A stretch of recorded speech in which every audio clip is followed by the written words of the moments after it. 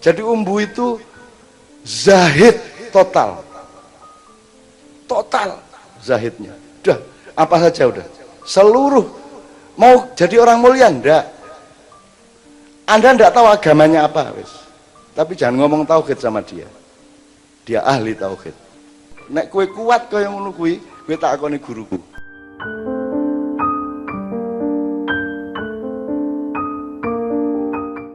Umbu itu raja. Dan dia tinggalkan kerajaannya dan tidak seorang pun berani duduk di kursinya sampai hari ini. Sudah berapa tahun dia meninggalkan kerajaannya. Sementara semua orang sikut-sikutan untuk menjadi raja. Meskipun bentuk raja sekarang bermacam-macam, ya bupati, ya gubernur, ya presiden, ya menteri. Jadi umbu meninggalkan itu dengan sengaja dan gagah berani. Meninggalkan itu semua. Satu, apalagi? Tadi kuasa tuh. Kuat, umbu kuat piye? Wong makan cuman sarapan, sehari itu mung sarapan kuwi tok mangane. Piye kowe? Arep ngomong apa kowe? Engko sarapan iki ya jam-jam 8, jam 9, kok nek dhek keturun nganti jam 10 ora sarapan, nganti sesuk lagi sarapan meneh. Coba piye kowe? Apa ora? Jadi tidak ada makan siang, tidak ada makan malam. Dia hanya sarapan. Maka dia dia lolos sarapan 6 hari toh. 6 hari tidak sarapan berarti tidak makan sama sekali 6 hari, kolaps. Sakit kan gitu. Sampai mereka sekarang datang ke sini gara-gara umbu sakit 6 hari tidak sarapan. Berarti ya tidak makan siang, tidak makan sore. Harus kuat piye? Awake kuat piye? Harus sakti piye wong orang sarapan. Tuh, apalagi kaya. Mana umbu kaya? Semua kekayaannya ditinggalkan oleh umbu. Dia punya kuda berapa ribu dia tinggalkan. Nek pas mulai banget lagi njupuk siji minggu tok. Dah ya, kalau ingin tahu umbu apa?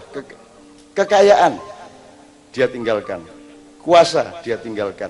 Kekuatan dia tinggalkan, apalagi? Kepandaian. Emang umbu pernah pandai? Emang dia pernah mau menyusun kalimat beneran? Enggak pernah tuh. Dia mesti ngomong ini, ini aja ya ininya di inilah. Gitu jadi dia orang gelem pinter. Are piye kowe? Sementara kowe pengen pinter bendina umbu iki kalimatnya meng ini aja lah ininya lah di inilah itu. Gitu. Jadi nek ditulis angel ta kuwi ininya di ini. Kuwi kaya mbahku pamanku sing paling cilik kuwi suatu hari lupa nimba untuk mbah saya. Terus ayah saya adalah yang tertua anaknya mbah saya. Terus ayah saya dipanggil sama mbah saya, namanya Muhammad. Ayah saya itu, Mat, Lutfi ku anun po. Terus ayah kan gugup, nggih kula anune. Mbah juga lupa bahwa yang disebut anu itu ndak nimba pagi itu. Nah ayah juga ndak tanya saking gugupnya, saking takutnya, nggih kula anune Lutfi. Terus sudah pulang lupa. Seminggu kemudian datang lagi ketemu mbah lagi. Mbah tanya, ya apa Lutfi kok anu ta gurung? Empun mbah, empun kula anu Lutfi niku. Lut kon iku nek kapan anu aja anu po. Terus mbah saya jawab, ya wis nek wis kok anu. Selesai masalah. Enak banget urip kuwi. Nah apalagi terkenal, umbu terkenal. Emang umbu pernah mau terkenal? Jengki tahu ya bagaimana dulu kita punya majalah Horizon Sastra. Itu setiap orang itu, waduh untuk masuk majalah sastra itu melebihi orang naik haji susahnya. Dan kalau ada satu saja puisi saya dimuat di majalah sastra Jakarta sana, itu waduh bangganya. Kalau jalan di Malioboro itu tersinggung orang tidak menyapa kita. Orang ngerti aku mlebu Horizon apa piye kuwi? Sombong banget. Ngono. Tersinggung sama orang, kok enggak kenal saya, puisi saya baru sama Horizon ini gitu. Terus saya punya teman Linus itu kalau jalan sama saya cekeran kayak ras sepatuan ras sandalan yang Malioboro wong loro karo aku, engko nek ana malam minggu kan do duwe pacar sing ora duwe ya Linus karo aku tok. Mlaku wong loro kayak karo mangkel kayak, lho dekepan. Kowe tiap hari ku mangkel sama cewek cowok yang dekapan itu. Lah kita malah mungkin pacaran, mangan ora cethok. Arep pacaran gitu ya. Tapi kan karena kita dimuat di horizon, Linus bisi itu tahu kita itu. Wah, rumah sana wong horizon iki sing maca ya sapa ya. Gitulah seniman tuh Mas ya, gitulah. Jadi Umbu ini Mas, kita tuh masuk puisi satu saja ke majalah sastra nasional tuh bangganya luar biasa. Itu sama dengan Mas Herman delok Ka'bah, habis sudah semua yang lain. Tergetar hatinya. Loh, Umbu itu semua puisinya akan dimuat oleh majalah Horizon, full isinya Umbu. Seluruh majalah, seluruh isinya majalah itu puisinya Umbu. Umbu dengar, loh, mau dimuat puisi saya. Akhirnya dia ke Jakarta Mas, naik kereta Mas. Kantornya di jalan apa Mas Horizon itu dulu, di pokoknya daerah Menteng. Gereja Teresia itu kantor Horizon. Umbu malam-malam nyogok apa namanya satpamnya, masuk kantornya, semua puisinya diambil, dicuri oleh Umbu. Puisinya Umbu yang akan dimuat itu dicuri sendiri, jangan sampai saya terkenal. Ngono ono wong kaya ngono kuwi. Kalau dia sampai dimuat seluruh majalah Horizon isinya puisinya Umbu tok kan, wah dia akan jadi malaikat ndak karu-karuan. Sama Umbu dicuri, jangan sampai. Loh coba. Jadi Umbu itu zahid total zahidnya. Udah, apa saja udah. Seluruh mau jadi orang mulia ndak. Anda ndak tahu agamanya apa, wis. Tapi jangan ngomong tauhid sama dia. Dia ahli tauhid. Sing ngerti mengaku dong. Karena dia tidak akan ngomong. Sama dengan temennya Azadi Sergar tuh kalau bilang, kamu kalau berbuat baik jangan sampai orang tahu. Kalau perlu sholat jangan ketahuan Allah. Ngono hari ini. Medeni. Iki kerungu ustad-ustad iso dihalalkan darahnya. Mosok Gusti Allah gak ngerteni awakmu sembahyang. Loh, itu namanya retorika, Rek. Namanya itu kan apa eksagerasi, penyangatan apa ya kalau dalam bahasa Indonesia itu. Jadi kita itu saking hati-hatinya jangan sampai perbuatan baik kita itu menjadi takabur. Maka sholat pun kalau bisa jangan sampai ketahuan Allah. Ngono ki karo nyengenges kae. Dapur mudi ngono kan. Itu.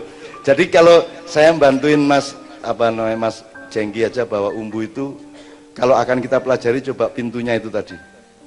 Dan itu fakta hidupnya Umbu seperti itu. Dan dia tidak pernah menggurui, tidak pernah menceramai, tidak pernah maki-maki. Bagus maki-maki. Tidak ada yang lebih nikmat melebihi dimaki-maki oleh Umbu. Itu dan seterusnya banyak cerita. Nanti kita cerita yang lucu-lucu ya Mas Iman ya. Yang lucu-lucu yang orang lain tidak akan paham. Wis ora mudeng kowe. Wis ora mudeng. Aku jam 11 bengi diparani keluar kita. Iya Mas. Metu wong loro duk mlaku aku ning mburine nek mlaku Mas. Kaya wong Baduy urut. Ora kok ning pinggire ora, di belakangnya kono jelong gede dhuwur awake to jelong ning mburi. Terus jak nang warung ngarep THR, Jalan Gondomanan kae ning warung pojok, warung Toro kae. Wis ngombe teh, ngerokok jam 11 bengi nganti jam 4 esuk ki ya ming ngerokok, ngombe, ngerokok. Ngeteh ngerokok, orang ngomong sak kata.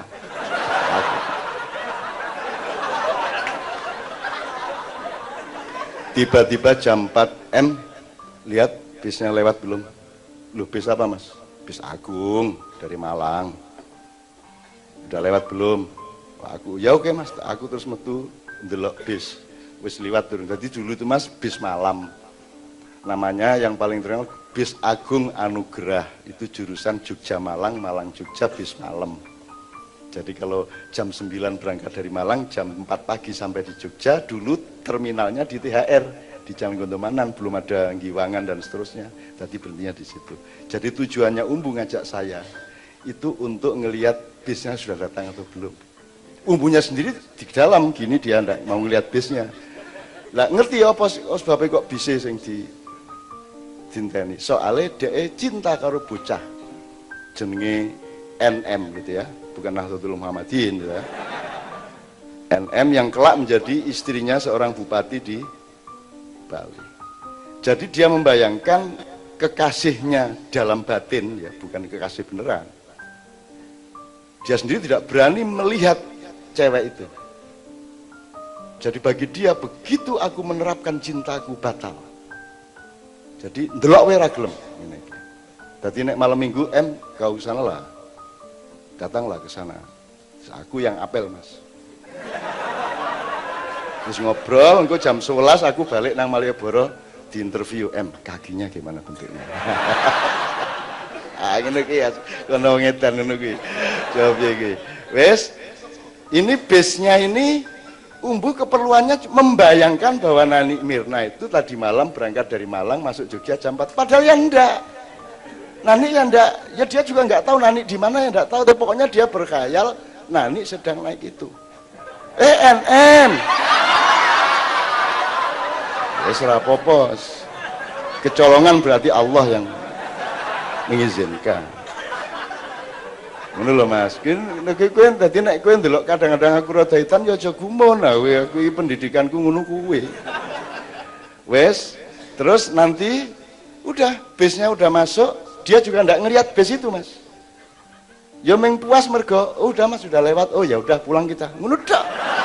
Angin dan iki jam 11 bengi ngene. Meng dikon metu ndelok base. Terus besok dia telepon beli tiket kita. Kemana Mas? Ke Malang lah. Terus tak tukoke tiket Mas. Jurusan Jogja Malang. Jadi malamnya dia naik bis tak terke nang ora terminal ning ora posnya untuk berangkat di Jalan Mangkubumi. Saya antar sampai naik duduk, udah Umbu naik bis malam ke Malang. Nah, tempatnya beliau ini kan nanti turun sebelum Tugu Malang terus alun-alun itu, di situ dia turun, nanti dia jalan belok ke kiri, jalan gunung-gunung itu. Jalan pahlawan-pahlawan, ada Patimura segala mana. Rumahnya beliau ini, si cewek ini di Jalan Diponegoro nomor 3, di mudun bis, melaku, melbu. Jalan Diponegoro. Nah, Umbu gitu, duk turun, jam 5 esuk kan, terus nang Jalan Diponegoro, begitu nomornya kan 3, Diponegoro 3. Begitu arep nomor 3 dia ngene. Rawan iki. Wis. Ya ora ndelok omahe, Mas. Wis, sampai liwat nomor 3 dia baru merasa aman. Terus balik ke jalan besar lagi, nyegat bis meneh bali Yojo. Piye kuwi?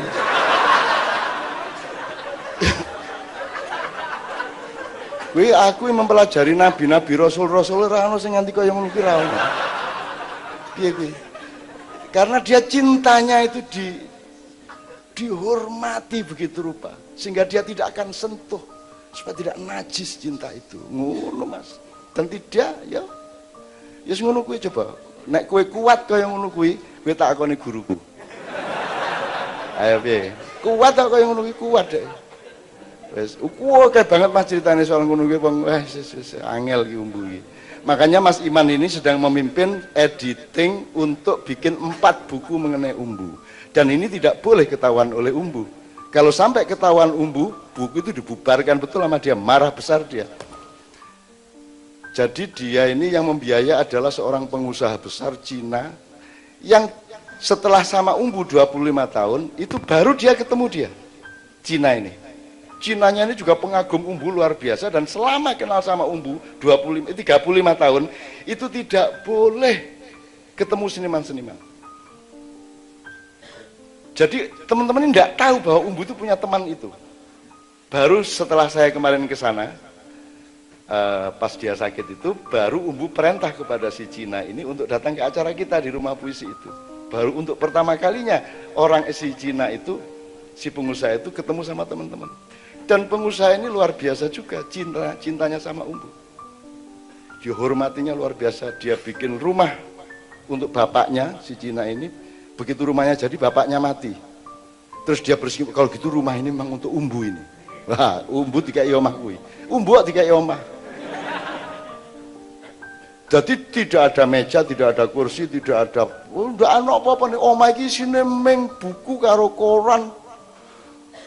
Jadi munggah telundakan kayak sini koran, buku sepok isine buku kayak sini. Orang no tatanan rano, wis orang no menungsa kayak ngono. Angel kowe ndelok menungso kaya ngono. Wis edian iki wis.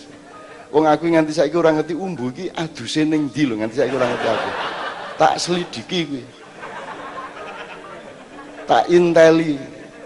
Tahun 70-an tak inteli, tak tut jam 8 bengi kae dhek metu kaya santri kae, kalungan anduk terus nggawa sabun ngene kae lho.